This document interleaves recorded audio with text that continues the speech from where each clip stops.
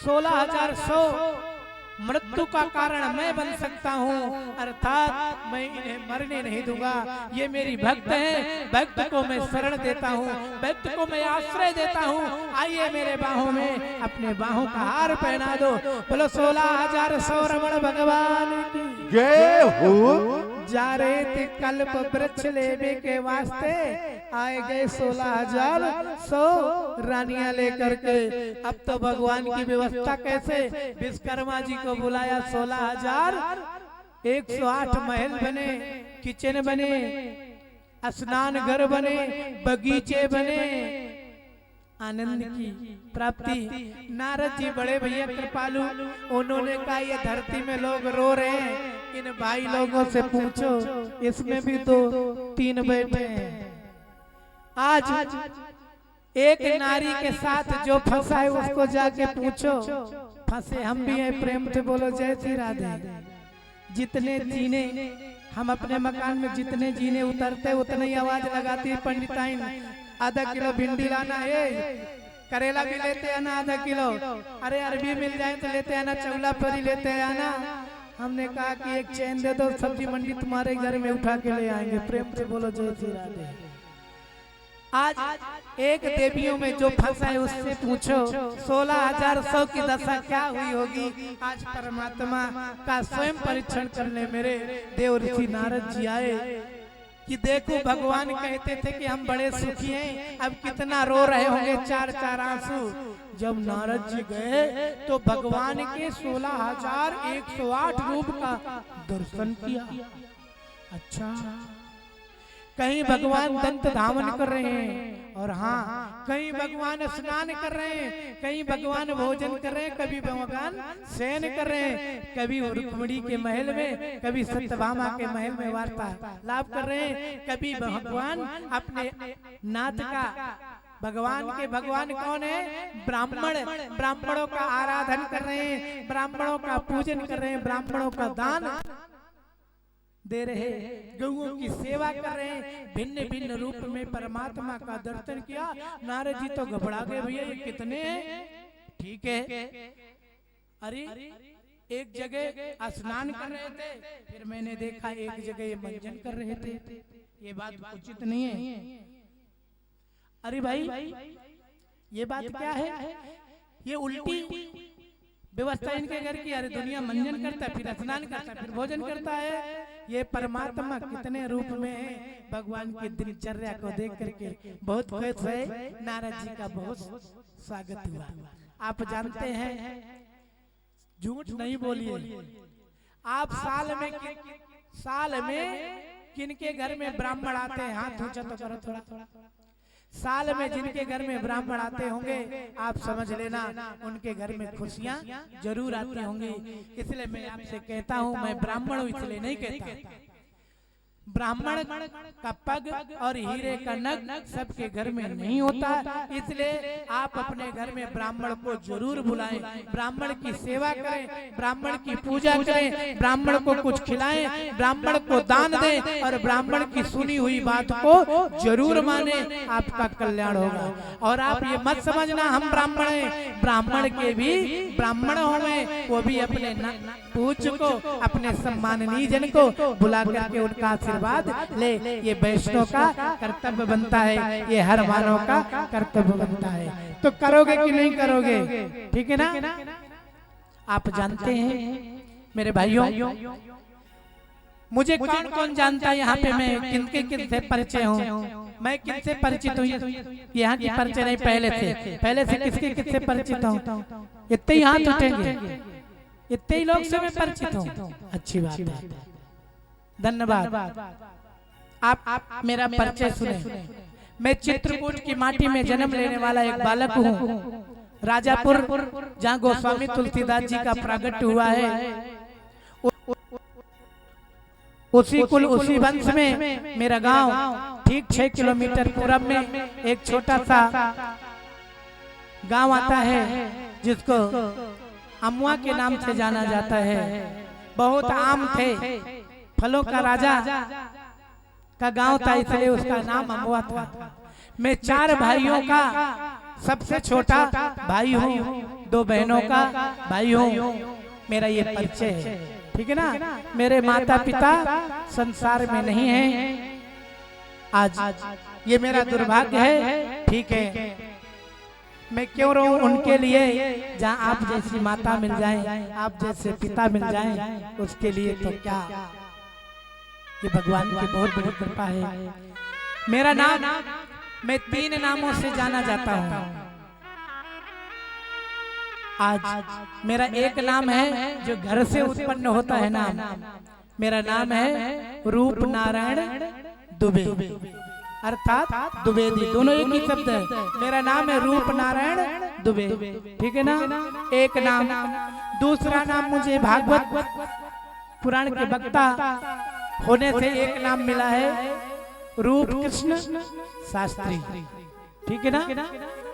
और सहयोग आया था पिछले साल, मैंने सिंहासन 2 घंटे का मुझे प्रवचन मिला था, गौ कथा और गुरु की कथा, अर्थात ब्राह्मण क्या है और धरती में गौ क्या है और माता पिता क्या है, इस संदर्भ में मुझे बोलने का मौका दिया गया था। उस समय एक परम पूज्य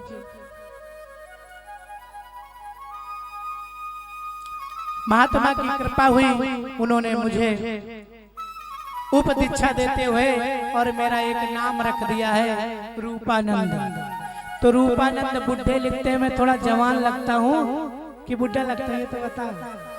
अच्छा, बुढ़ा लागू, इसलिए मैं रूपानंद लिखना, थोड़ी उम्र हो जाएगी तो रूपानंद लिखने लगूंगा, कोई कहता है, लेकिन मेरा नाम क्या है, रूप कृष्ण शास्त्री, आज के नाम से मेरा परिचय है, ठीक है ना। मैं चित्रकूट की माटी में, मैं इसी इंदौर में मरी माता क्षेत्र में रहता हूँ। बच्चे, एक बेटा है और बड़ा भाग्यशाली हूँ, एक बेटी है, 10 साल का बच्चा, 8 साल की बेटी, और ये यहीं पढ़ते हैं। मेरे भाई यहाँ पुलिस में है, उनकी रख रखाव की व्यवस्था वो देखते हैं। मैं भारत में जा करके सबकी सेवा करता हूँ, और मेरा इतना बड़ा परिवार है कि पूरा पंडाल मेरे ही परिवार तो है। प्रेम से बोलो जय श्री राधे।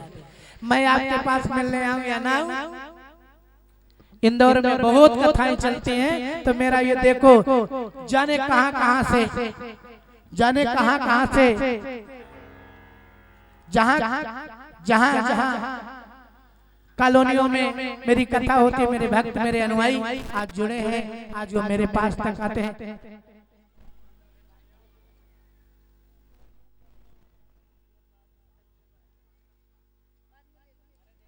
आज भगवान की कृपा, मेरे अनुयायी, मेरे भक्त, मेरे शिष्य इसमें आए हैं, सब भर देते हैं पंडाल। और आप जानते हो मेरा बहुत बड़ा परिवार है, जहाँ मेरा आपके जैसे परिवार हो, किस बात की कमी, मैं अपनी पीठ ठोक लूं, अपने आप को मान लूं कि आप सब मेरी बहनें हैं। कौन कौन बहनें, थोड़ा हाथ ऊंचा करें। पर राखी के दिन फोन नहीं आएगा तो मिठाई तुम्हारे नाम की अपने पैसे से खरीद के खा लूंगा, ठीक है ना, पक्का। आज भगवान की कृपा, परम आनंद की प्राप्ति होती है। 16,100 देवियों के साथ भगवान आनंद देते हैं। नारद जी का दर्शन हुआ, नारद जी बड़ा प्रसन्न हुए। एक दिन प्रभु के घर में एक चोरी हो गई। चोरी कैसी हुई? आज इन्हीं के घर में अब तो संतान की बढ़ोतरी हुई। 16,108 रानियों के 10-10 पुत्र और एक पुत्री पैदा हुई। अब तो भैया समझ लो फौज इतनी बड़ी हो गई कि द्वारका ही भर गई। जैसे चींटियां बिल से निकलती हैं वैसे भगवान के बच्चे नाती पोता निकल रहे हैं। अब तो भैया असुर की बेटी है, स्वप्न में अनिरुद्ध प्रद्युम्न जी के पुत्र हैं, उनको स्वप्न में प्रेम कर डाला, विवाह कर डाला, वरण कर डाला। रोने लगी चित्रलेखा, इन्हीं की सखी है, और कहने लगी बहन क्यों रो रही हो? अरे कहा मेरा स्वप्न में विवाह हो गया।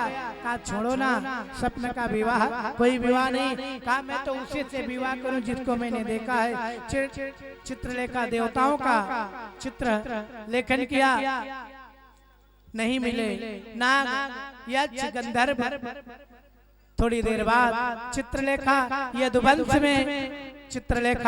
यदुवंश में उतरी और जैसे वसुदेव जी को बनाया, चित्रलेखा ने सर को ढाक लिया है, और जैसे कृष्ण जी को चित्र बना सर को ढाक लिया, प्रद्युम्न जी का बना सर को ढाक लिया, और जैसे अनिरुद्ध महाराज जी का चित्र बना लेखा का बनाना हुआ, और उषा भैया शर्म के मारे सर को ढाक लिया है।